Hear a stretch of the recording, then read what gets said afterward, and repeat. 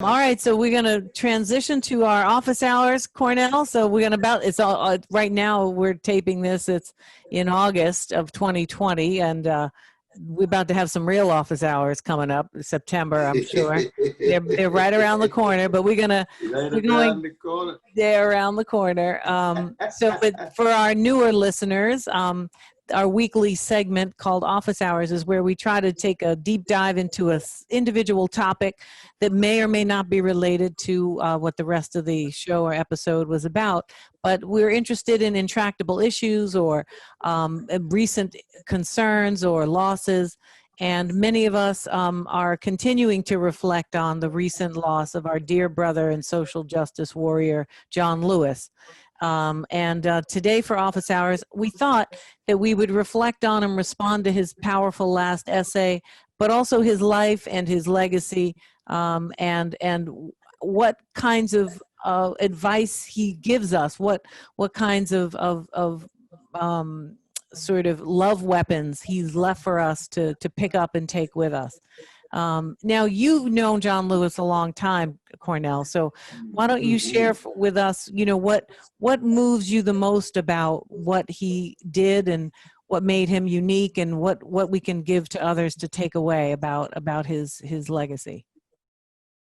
Yeah, I think my dear brother John Lewis was part of a rich tradition of Black people that put a primacy on morality and a centrality on spirituality. He was such a kind human being. He was so gentle. He was a sweet person.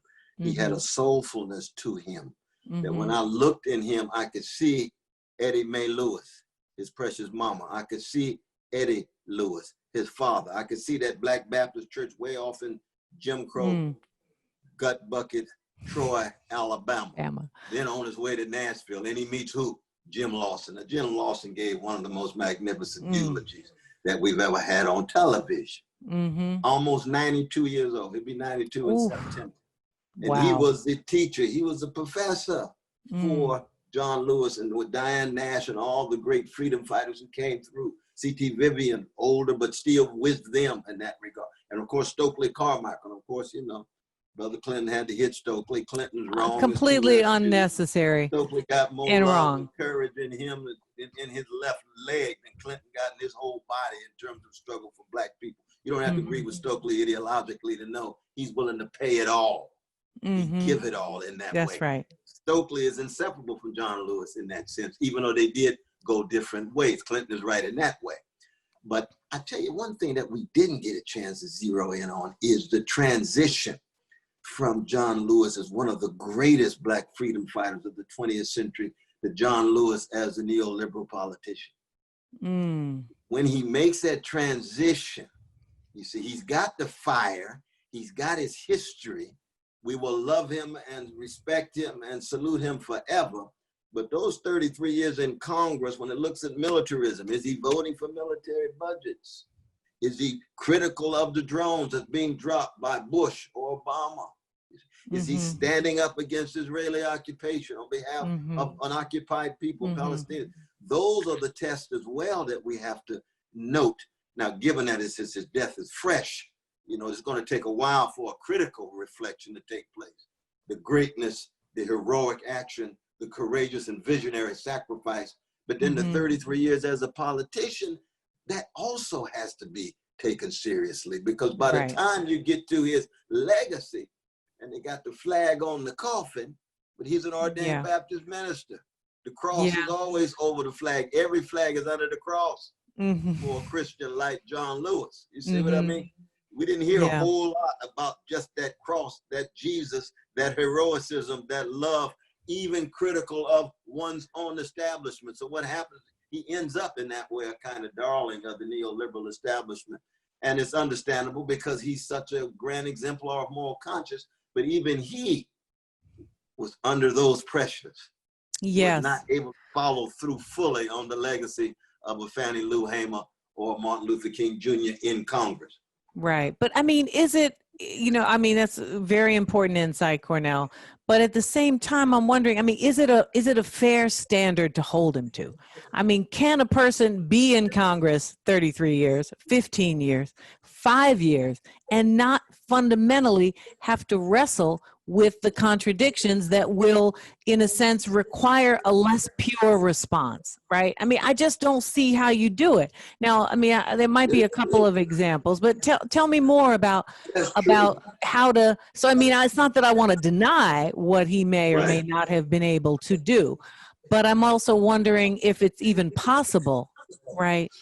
Well, I mean, is it the case that when you move from the prophetic to the political, from prophet to politician, that you can't have the kind of prophetic reflection that casts a light on just how limiting and constraining the electoral political system is? Right, right. You see, that I think that has to be part and parcel of a prophetic politician. If not, then it's an oxymoron. If well, not, but then do it's we impossible. have it? Right, but is prophetic politician an oxymoron in and of itself?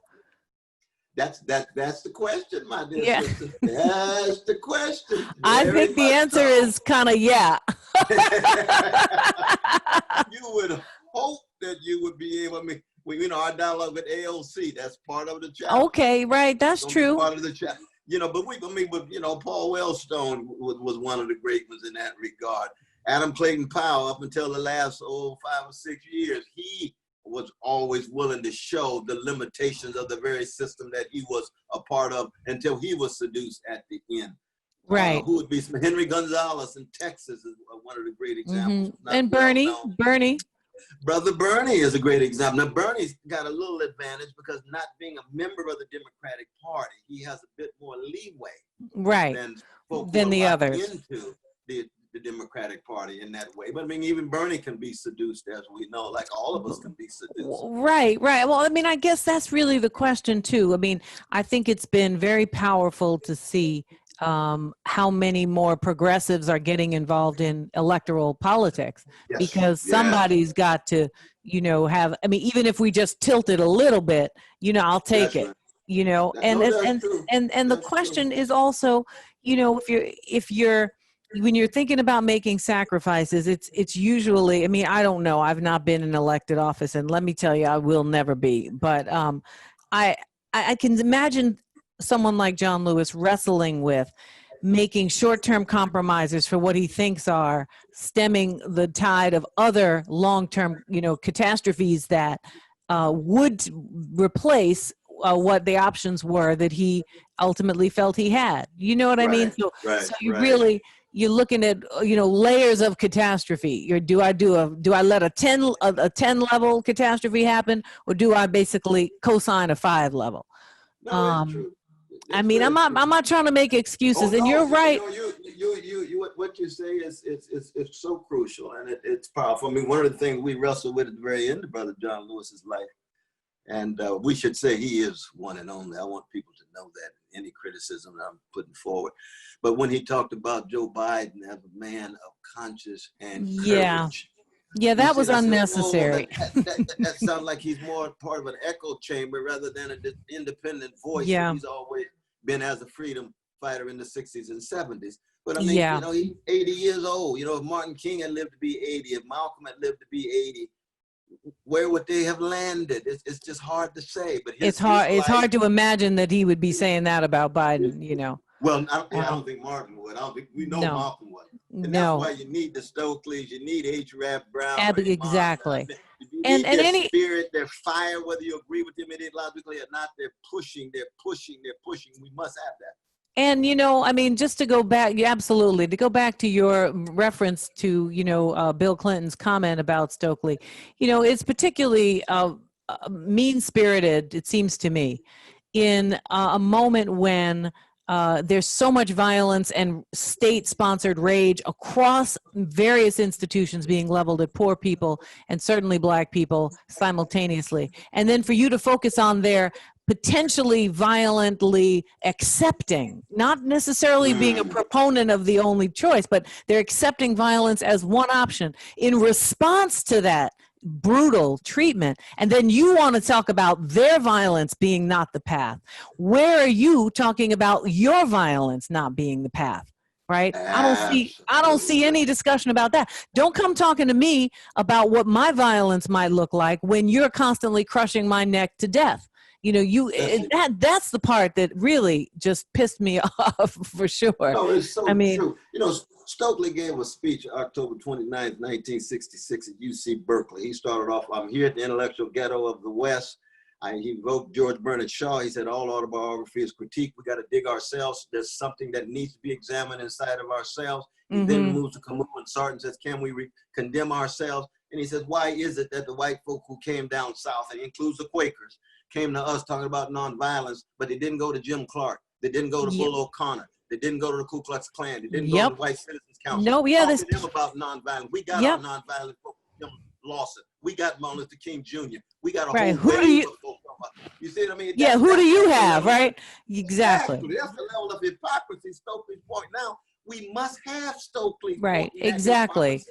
And because frankly, absolutely. And you know, there's something about this this requirement that we always respond from a nonviolent love ethic that does, you know, rub people the wrong way. It's one thing to choose. It's right. It's one thing to choose that as the strategy that you feel is going to best build the community you want to have in the future. It's another thing to be told by those who are in a comfortable position in that society, whatever that position may be, whether it's black, middle class, wealthy, elite, corporate, that we need you to just settle down, put your guns down. Let's have a civil conversation. Well, where you been? This is not the beginning of this conversation. Absolutely. And so, you know, that's like, look, you're afraid that the world is not going to be comfortable for you. So you want to come back to me to see if I can make the world comfortable for you while I try to get 15 more cents out of this situation. There you go. That's it. That's it. Yeah, that's not going to work. So yeah, that, you know, yeah, and Bill, thank God for Lawson. Thank God for yeah, Lawson. Exactly. Yeah. And you know, yeah, that was a beautiful, powerful speech. And and all, you know, all the other presidents, you know, except for that Clinton passage, I mean, you know, just thank God Trump didn't come. That's all I can say. So well, isn't that the truth? Yeah, that would have been a disaster. But when Bush showed up for Coretta and they disinvited Harry Belafonte, you remember that? Oh wow, I forgot that. You see, this is what happens when you put the flag at the center rather than the struggle, the cross, the truth, the love, the truth, and the struggle. Yeah, you know, that's got to be to the president. And let's be honest about it: the three presidents sitting there, all of them, you know, are different in different ways, but they tied to war crimes. All three of them. Oh, of course. Well, I mean, is there a president in the? I mean, but that's this world that we're in. Dropped on innocent people. 25,000 bombs dropped every year. You know, I mean, for most of those presidents in different places that the press doesn't talk about. You see. Yeah. That's what Martin was concerned about. That's what Fannie Lou was concerned about. Right. That's what Malcolm was beginning to get concerned about. Absolutely. Yeah. Malcolm probably taught us more than anybody else in that regard. Other than Du Bois or C.L.R. James or Victoria Garvin or Miriam Barack or somebody who was always concerned about what was going on outside. You know? Very much so. Yeah. Very much so. But it is a kind of an end of an era in a way with John Lewis's passing, and you know, I guess my big hope is that we can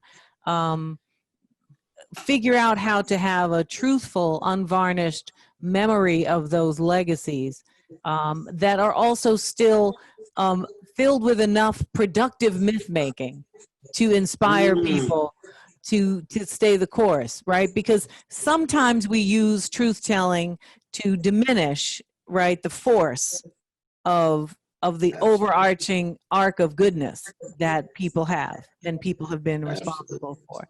And so I guess what I want to do is imagine that King and everybody else, right, who were imperfect people, you know, all human beings, right? Down. But that the arc of the force of their efforts is what we want to recall while we still tell the truth about all of our human frailties. You know, John Lewis. That's So, exactly. And what we want to avoid is what my dear brother Chris Hedges called boutique activism, that accents just isolated issues rather yeah, than a deep activism that is critical of the system and how these issues are interrelated. From yeah, empire, to capitalism, to race, to yeah, gender, sexual yeah, orientation, to binary, non-binary ways of hmm, being in the world and so forth, you see. yeah, And that's what they lived for in the end, and that's what they died for in the end. yeah, And that's true. we don't want the legacy of our dear brother John Lewis to be solely that of the neoliberal valorizing of the No, flag, as opposed to that rich and deep freedom fighter that he was that as a young man, transcends, as a grown right. man. And there's continuity because he remained on fire in a lot of different ways. But That's it's right. more than just voting. Voting is Yeah, one particular way of yeah, expressing your voice, but there's a whole host of other ways of being right. a freedom fighter, you see. That's Yeah. true. But if we So, could, I'll tell you, if we could get this voting thing to actually reflect the freedom fighters' spirit, oh, then we got then something. yeah. So, That's right. That's right. that would be nice. Which is why everybody don't want no mail-in voting. That's why everybody don't want no, automatic registration. I mean, I could buy on the internet today anything I want using money I don't have, right? And they can figure out how to send it to me securely, but I can't vote without going to stand in a 5-hour line, 6 feet apart Ooh, in that's the a middle key of the sun point. on a non-holiday, but I get another holiday for shopping. I mean, That's a key point. Isn't that the truth? it's crazy. Isn't It's that crazy. true? So, I mean, there's something to be said for fighting for that voting, not just to support the situation that we have, but to create a wedge, right? Potentially to create a wedge. But first we got to do that kind of, we got to do what Yara has been doing, right? Which is read and read and read and think and read and think. That's right. No, So that she's when you're, equipping us. Yep. when you're getting in that polling booth, or when that the options available to us for voting will be more meaningful and valuable. Absolutely. Yeah, well, we're gonna keep the struggle alive. Thank you so much for Indeed. sharing so much today, Cornel. It's always a joy. Thank you. It's just always a joy to be in dialogue with you. Yes, Absolutely. indeed. All right. Well, thank you everybody for joining us in Office Hours on the Tightrope. I want to thank you so much for joining us on the Tightrope. Make sure you subscribe and click that notification bell so you don't miss out on the rich weekly conversations with me and my dear sister Tricia. We're right here on the Tightrope.